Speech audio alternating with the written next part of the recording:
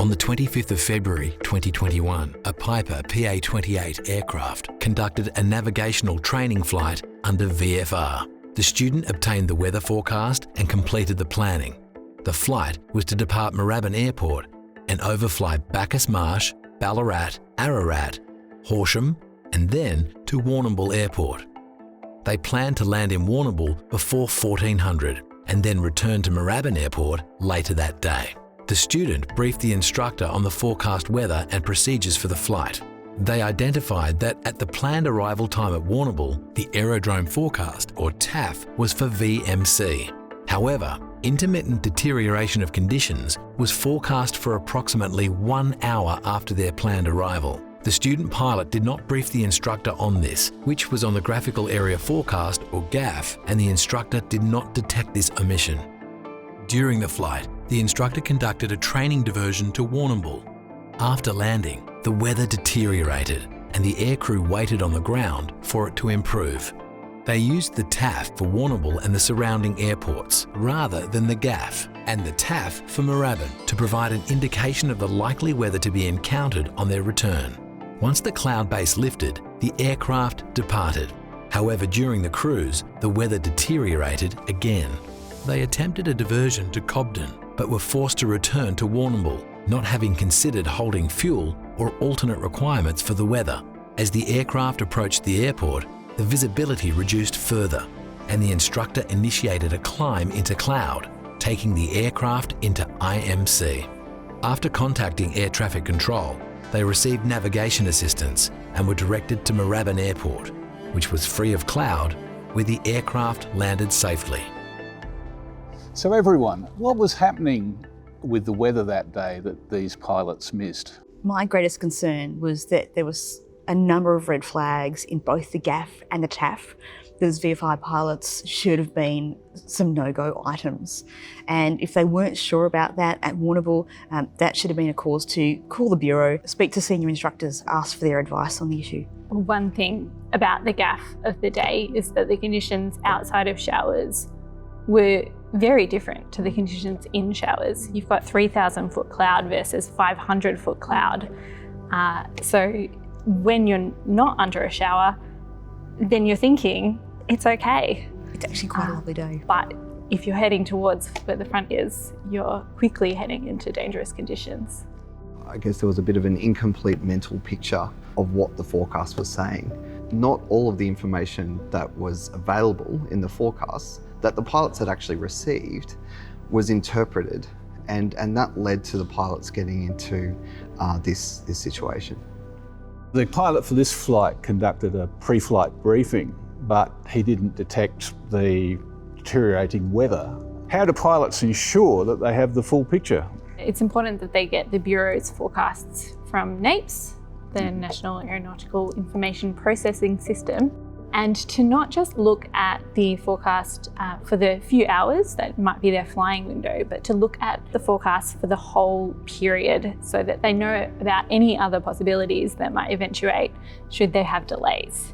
The forecasts you're going to be looking at are the TAFs, the GAFs, the graphical area forecasts, and any warnings that are out, like SIGMETs, AirMets, aerodrome warnings, and the like. So the GAF in particular for this situation would have been really useful because it showed the scattered rain coming into the area and would have given them a heads up of what they might encounter if they take off again from Warrnambool. So the GAF is a 6-hour forecast. It is over a large area, in this case, the whole of Victoria. And so it can be fairly broad.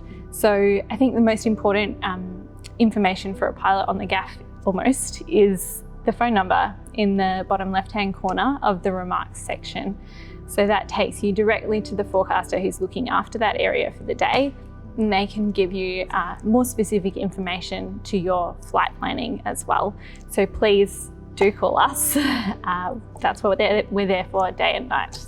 So what did the GAF look like that day? Yeah, so on this day, the areas they would have been looking at for their flight, 2 areas, Area B and Area C. So Area C is kind of their departure towards Warrnambool. It's just got some broken cloud, 3,000 foot. And then Area B is where that front starts to impact. So we've got some isolated light showers around, just impacting visibility, and some scattered rain coming on from 03 Zulu, so that was their arrival time, and that continues throughout the rest of the daylight hours. It's important to note that isolated is anywhere from 0 up to 50% of the area could have these visibility reductions.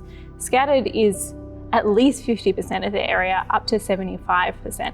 So that's really quite a large portion of the area they're flying through probably has these deteriorating conditions. I think it's really interesting actually, that difference between in the GAF, the scattered area coverage code, and what you would typically read in a TAF being, 3 to 4 octaves of cloud. Yeah, there might be some level of unconscious bias if you're used to thinking of scattered as I can fly in scattered cloud. Yeah, that's right, yeah. But maybe you can't fly if there's scattered rain in the area. Yeah. And when you think of the VFR minima, it is no more than scattered cloud. So you can take off and fly with scattered cloud beneath you. But in this case, scattered is up to 75%. So it's far more substantial. And just seeing the word scattered, the average VFR pilot is going to go, I can do that. Yeah. That is legal. Why is it so important pilots access weather forecasts, and are there timeframes associated with accessing these? Absolutely. So we need to know what to expect throughout the flight and at our destination, and possibly even at our origin. Are we in a position to return home? Will it be safe?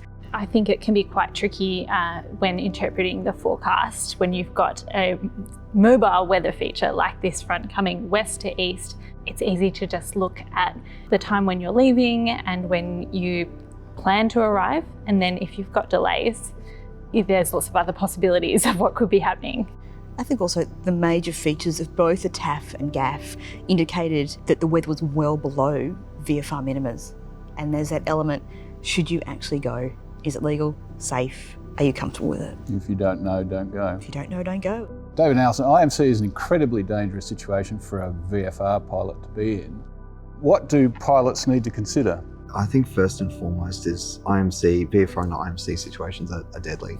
Sadly, it's all too common an occurrence. So 1 in 10 cases of where VFR pilots fly into instrument meteorological conditions lead to a fatal accident, which I think is quite sobering. And there's 2 main mechanisms to it. It's essentially, we've got cases where pilots have flown into cloud and then descended below lower safe altitude, and then a controlled flight into terrain occurs. So that's one mechanism, but the more common mechanism is spatial disorientation, and so a loss of control occurs. They did a study back in the 50s, which people now know as the 178 seconds to live study, and they had 20 pilots. Not one of them was able to maintain control of the aircraft. We get 80% of our information to stay upright from our eyes. In the aviation sense, we're so reliant on the horizon to know that wings level, climbing and descending and the like. So once that is gone when we fly into a cloud, where do we look? Typically, spatial disorientation is what starts developing when we fly into cloud, that we start trusting perhaps what the fluid in our ears is telling us, that we might be in a gentle turn or we're actually straight level, but in fact the aircraft might be turning. And if you haven't had that training in trusting the instruments, basic instrument flight, you tend to trust what your brain is telling you, what you're feeling, whether it's in your physicality, whether it's in your muscles, or what the fluid in your ears are telling you. And that's what tends to lead then to inappropriate control inputs. You really don't know where you are in space. And so you are going to trust what your bum's telling you, perhaps what your heart is telling you, and try and get yourself out of that. And that's the biggest risk of flying into IMC. What do you trust? And those factors might be totally wrong. And typically, as we've found in so many of the cases, they tend to be wrong, yeah. So good planning should prevent these situations from occurring, but if a VF pilot should find themselves in this situation, what should they do? I think definitely being prepared to change plans in the air is critical. And in this case, the pilot actually reported the instructor was actually checking behind the whole time, and that is good practice. But despite that, the weather actually closed in. You can get into situations where you are boxed in like this. If you can see that you are heading into poor weather, which would have been their situation as they travelled west, the cold front's coming east, again asking that question, should I continue? I've just been in great weather, I'm going to do a 180 and head back to a suitable aerodrome that is safe for me to land, utilising those airborne resources of air traffic services and having the strength to make that command decision and to speak up and tell somebody you are in trouble and you need help. And they will throw all the resources at you that they can in terms of guiding you through something, giving you a dedicated controller until you are in a safe position, guiding you to an aerodrome or an area that we know is safe, you can easily and safely land at.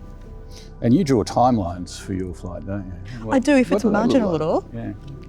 So on a day like this, which was from Warrnambool, we look at the overarching weather that started off quite pleasant. A light northerly breeze, 10 k's visibility, scattered at 2,500. What a beautiful day in Warrnambool. But then from 9 a.m, it started to deteriorate. We've got a westerly, the cloud has started to thicken up, and then from 2 p.m, an inter. So we've got reduction to 5 k's visibility, broken at 1,000. That's circuit height. And we know we need a lot more than that. So 2 layers of broken cloud. So from there we can then indicate our time of arrival. How's that going to form in the weather? It's actually falling at one of the worst periods. And that's a really easy task for someone to do with a TAF. Just draw out every line if you're unsure, mark your time of arrival and indicate when am I arriving. Am I arriving when it's sunny and blue skies and light winds, or am I landing and arriving in wicked crosswinds, poor visibility, low cloud that is way below my VFR minima, way below my personal minima. So what's the difference between an inter and a tempo? So we know that an inter is a deterioration in weather that's going to last for 30 minutes, whereas a tempo is up to 60 minutes. So 60 minutes is a long time to hold in a VFR aircraft in a very small pocket perhaps of blue sky. And these are things you might need to consider for planning an alternate and even fuel calculations, whether you can even get in and out of that place based on an inter or a tempo. So let's go around the table. What are the most important things we can learn from this incident and what resources are available to pilots? Probably the most critical thing with this incident is pre-flight planning. This incident could have been prevented before the pilots left the ground. At the pre-flight stage and also midway through the flight when they were refueling in Warrnambool. To assist with that, there's some really cool resources on the CASA and ATSB's websites. This one's actually about pre-flight planning, so it's helping pilots to develop their own strategies in how to anticipate for circumstances like this.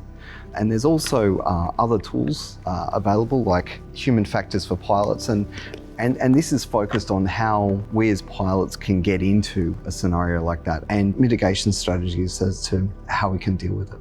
So I definitely recommend that pilots check out the resources on the Pilot Safety Hub on the CASA website and also on the ATSB website. Alison. There are 3 people who are in this aircraft today who learnt a very important aviation lesson that they'll never forget, and that hopefully that affects their flight planning and aviation into the future. We're not just talking about the weather, but how does the weather affect your en route? How does the weather affect perhaps the choice of an alternate when the weather does get bad? Using all those things that are around you. When the weather does get so marginal that you can't cope, ask for help. Air traffic control is there to assist you.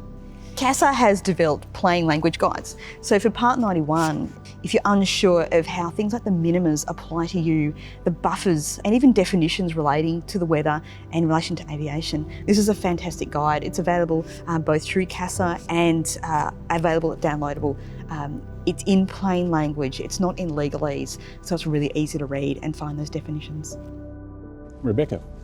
Yes, so the Bureau also has some information available for people wanting to get better at using our forecasts and interpreting the weather information we provide. That's the Bureau Knowledge Centre, which is on our Aviation Weather Services page on our website.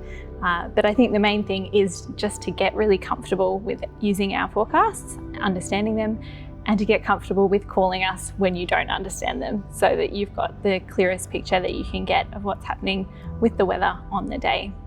So our number, as I said, is always on the gaff, bottom left-hand corner in the remarks section. Links to most of these resources can be found on the Pilot Safety Hub. I'd like to thank everybody today for sharing your expertise with us, and let's look at some of the key safety messages. Thorough pre-flight preparation and understanding weather forecasts is the best defence against flying into deteriorating weather. If you find yourself in marginal weather, seek whatever assistance is available, including contacting air traffic services and the Bureau of Meteorology. Have a backup plan with alternates, make decisions early, never push on into deteriorating weather, and know your personal minimums.